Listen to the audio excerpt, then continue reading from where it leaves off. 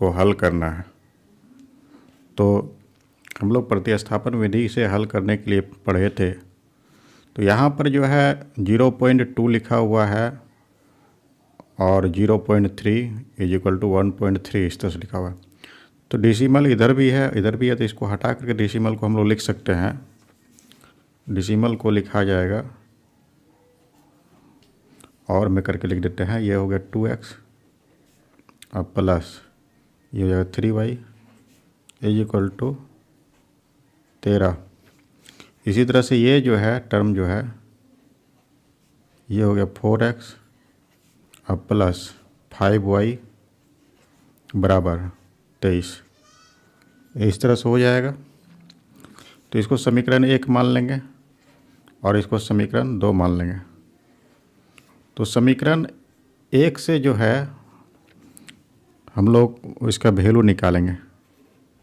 समीकरण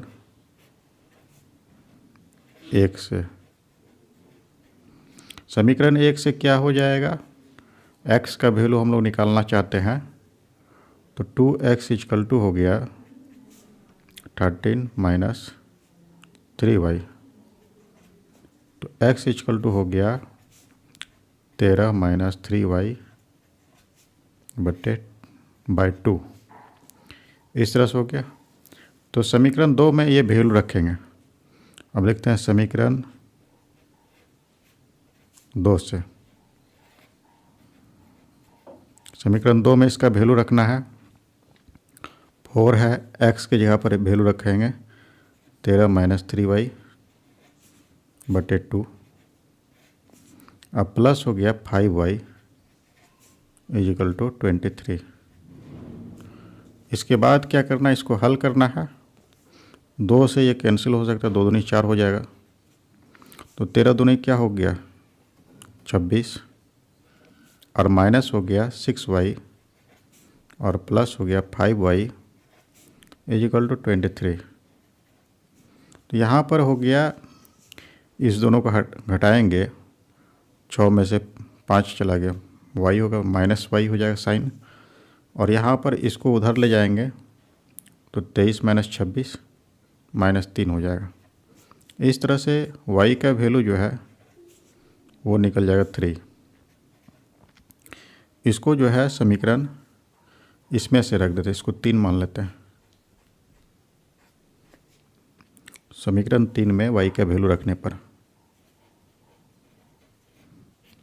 समीकरण 3 से,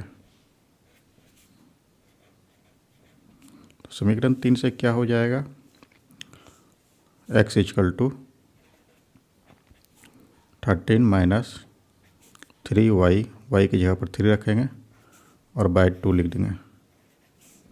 तो ये हो गया 13 माइनस 9/2। कहने का अर्थ हो गया 4/2 हो जाएगा। इसका वैल्यू 2 निकलेगा। तो इस प्रकार से x का वैल्यू 2 और y का वैल्यू जो है 3 ये निकलेगा। अगला जो क्वेश्चन है इसमें से √2x प्लस √3y इसको समीकरण 1 मानेंगे और √3x माइनस √8y इसको समीकरण 2 मान लेंगे। आगे क्या करना है, इसमें से समीकरण 1 से लिख देते हैं। समीकरण 1 से x का वैल्यू निकाल लेंगे। इससे समीकरण 1 से √2x plus √3y is equal to 0। तो इससे x का वैल्यू निकालना है। तो x का वैल्यू क्या हो जाएगा, √2x is equal to minus √3y। तो x इक्वल टू क्या हो जाएगा, इससे माइनस √3y बाय √2। समीकरण 3 मान सकते हैं इसको। अब जो है समीकरण 2 में इसका वैल्यू रख देंगे, x का वैल्यू। समीकरण 2 से, समीकरण 2 से क्या हो जाएगा, √3x की जगह पर ये वैल्यू रखना है -√3y बाय √2 और -√8y इज इक्वल टू 0 हो जाएगा।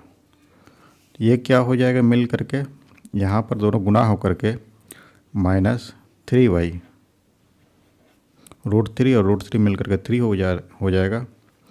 और ये जो है √2 है, तो एलसीएम भी ले सकते हैं, नहीं तो अगला स्टेप में ले लेंगे एलसीएम, ठीक है।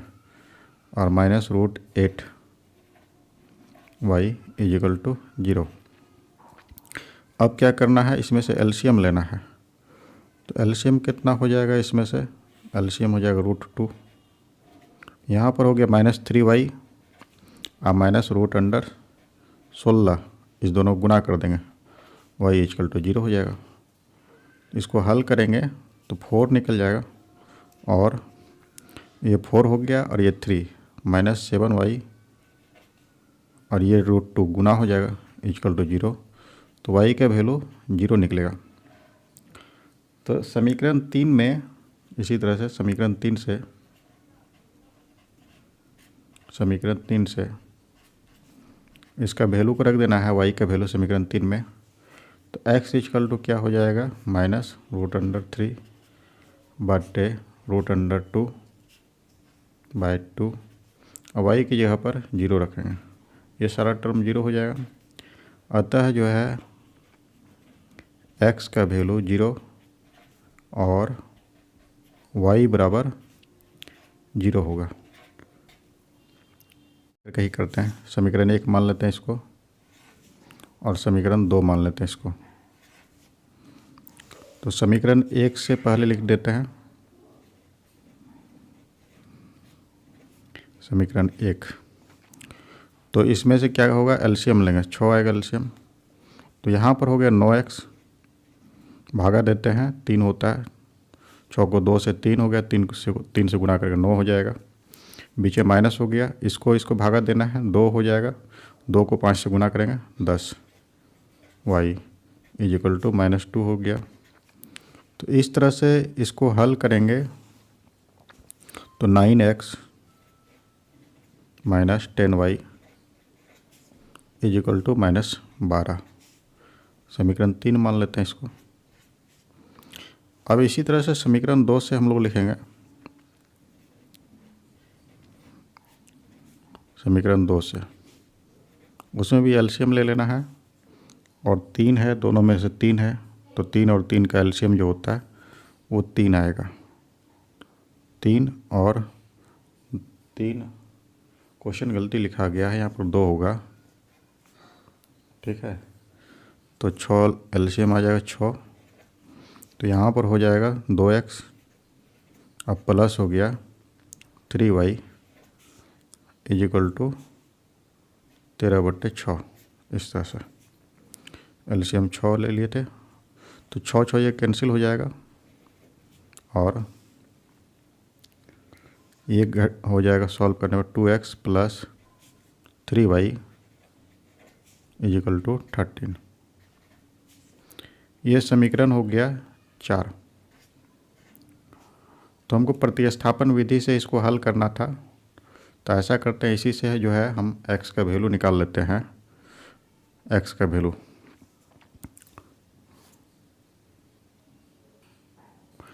तो इससे x का वैल्यू निकाल लेते हैं। तो x का वैल्यू कैसे निकलेगा, इसको उधर ले जाएंगे, तो 2x इज इक्वल टू हो गया 13 - 3y, और x इक्वल टू हो गया 13 - 3y बाई 2, समीकरण 5 इसको मान सकते हैं। इसका वैल्यू जो है समीकरण 3 में रखना है, तो समीकरण 3 से तो ये वैल्यू रख देंगे समीकरण 3 में। तो 9 है, x की जगह पर ये वैल्यू रखेंगे, 13 - 3y बाई 2, और -10y इज इक्वल टू -12।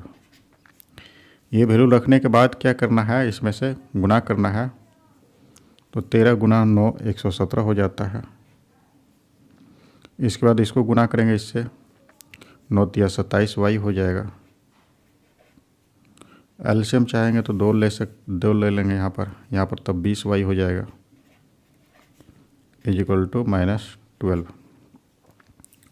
आगे हल करने पर यह हो गया 117 और माइनस हो गया 47 वाई इजिकल टू हो गया -24।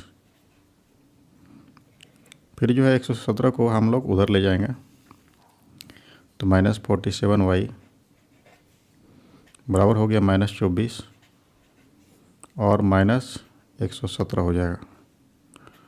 तो इस तरह से हल करेंगे। 7 4 11 हो गया, 2 1 3 1 4 हो जाएगा, 1 हो गया और ये रहा 47। तो वाई इक्वल टू जो है ये माइनस में होगा तो माइनस कैंसिल हो जाएगा, 141/47 ये 3 टाइम्स 7 21 4 12 2 14 वाई का वैल्यू 3 निकलेगा।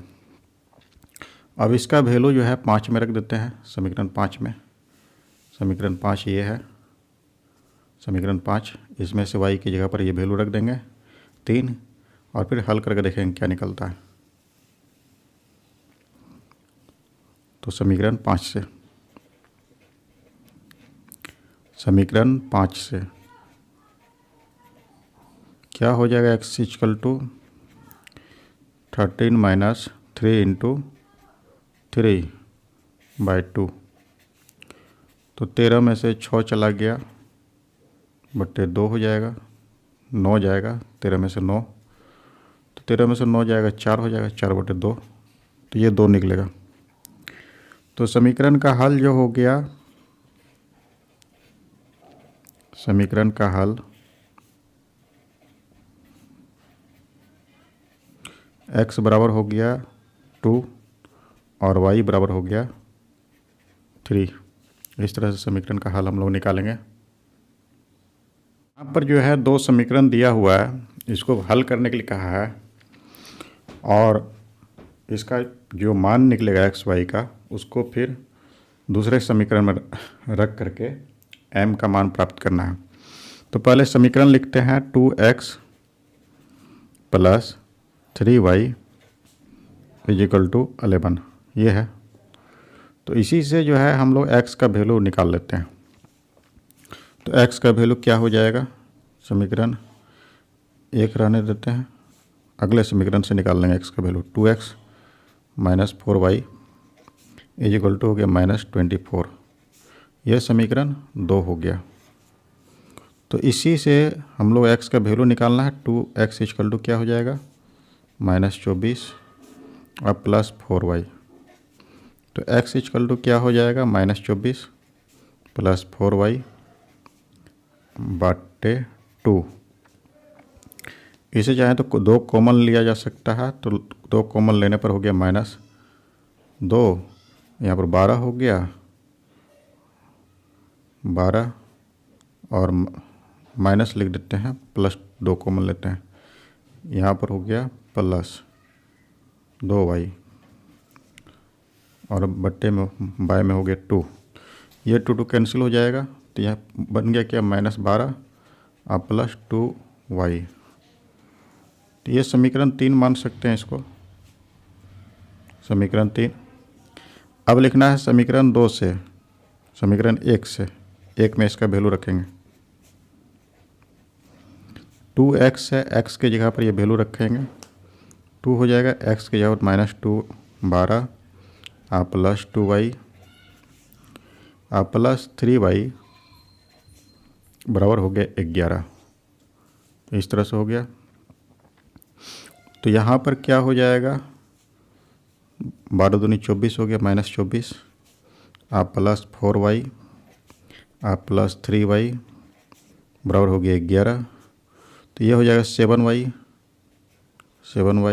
इजिकल टू कितना हो जाएगा, इसको उधर ले जाएंगे तो 11 + 24, तो ये मिलकर के हो गया 35। तो y का वैल्यू क्या हो जाएगा, यहाँ पर 7 से भागा दे देंगे, तो इस तरह से 5 निकल रहा है y का वैल्यू। तो y का वैल्यू 5 निकल गया, तो इसको समीकरण 3 में रखेंगे और x का वैल्यू निकाल लेंगे। तो समीकरण 3 से क्या था, x इक्वल टू -12 अब +2 और y की जगह पर हम लोग 5 लिख देंगे इसमें से। तो 12 -12 + 10 मिल करके ये हो जाएगा -2। तो इस तरह से इसका वैल्यू जो निकला, हल जो है, हल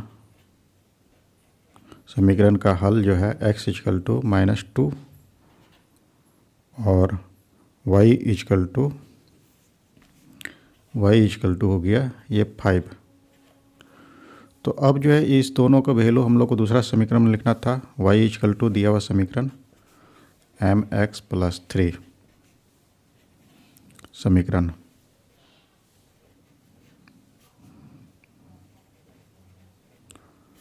तो इसमें से y का वैल्यू जो है 5 लिखना है और x का वैल्यू जो है -2 लिखेंगे, -2 और +3 हो जाएगा। तो ये मिल करके क्या हो जाएगा, 5 - 3 इक्वल टू -2m।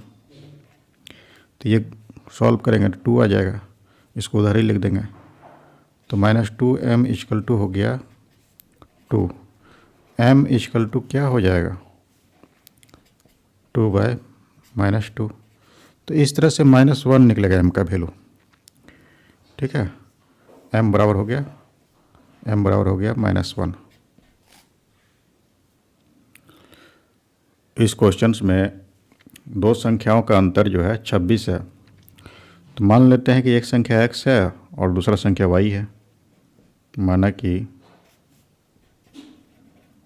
संख्याएं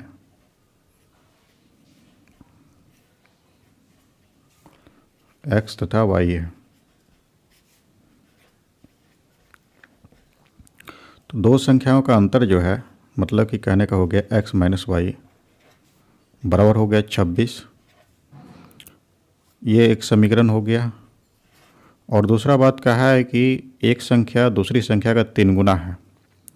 तो x इक्वल टू क्या हो जाएगा, 3 गुना मतलब 3y। समीकरण 2 हो गया ये। तो समीकरण 2 से x का वैल्यू जो है समीकरण 1 में रख देंगे। तो समीकरण 1 से लिख देते हैं, समीकरण 1 और 2 से लिख देते हैं, समीकरण 1 और 2 से।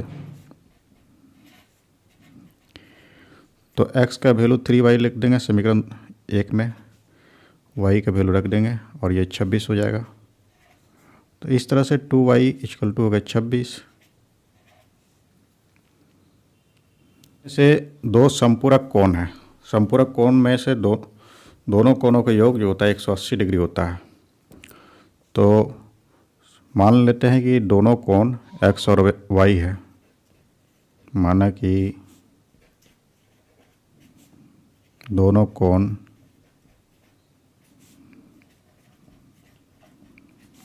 x तथा y है।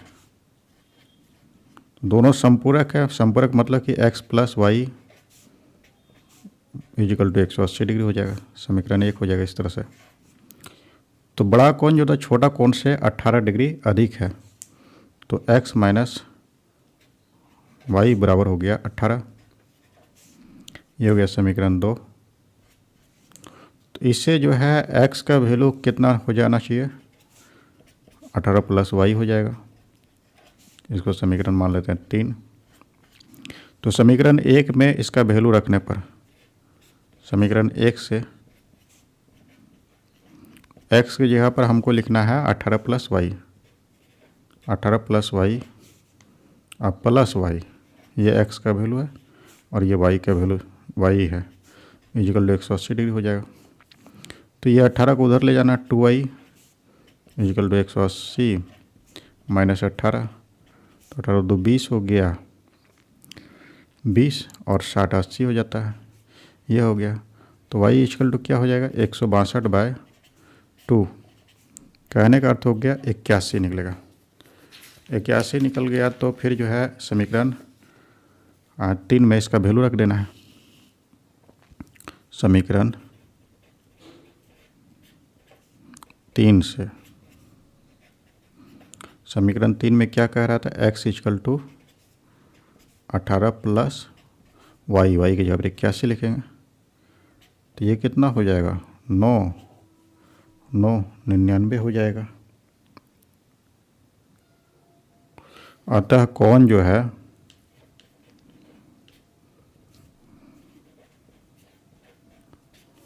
निन्यानवे और